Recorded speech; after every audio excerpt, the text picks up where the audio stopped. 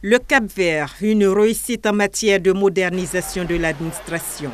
La Côte d'Ivoire veut s'inspirer de ce bel exemple africain.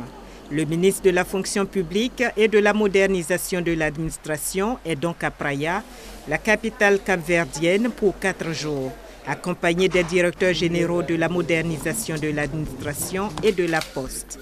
La délégation a été reçue lundi par le ministre capverdien des Finances en charge de l'administration.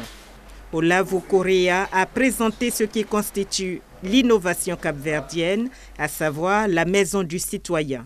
La Maison du Citoyen est en fait un guichet unique de tous les services de l'administration et de leur paiement à partir de la gouvernance électronique.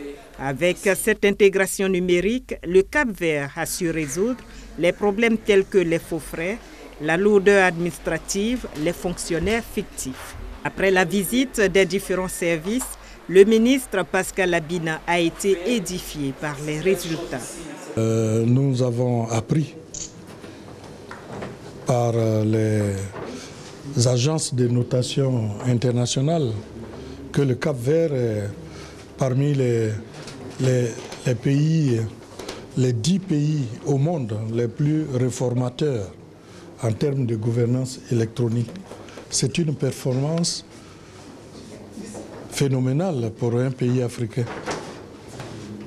Alors, dans le cadre de la coopération Sud-Sud, nous avons jugé utile de venir voir l'expérience du Cap-Vert. Parce que cette problématique de gouvernance électronique se pose à tous les pays africains.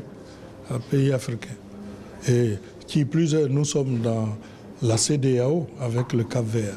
Donc ce qui a été réussi ici, nous voulons reproduire ça chez nous en l'adaptant, bien entendu, à notre contexte.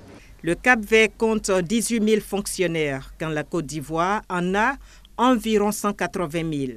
Alors le chantier s'annonce immense, mais Pascal Abina se dit confiant pour transformer l'administration ivoirienne. Après le ministère des Finances, le ministre de la fonction publique et de la modernisation de l'administration sera reçu par le Premier ministre et le président de la République du Cap-Vert.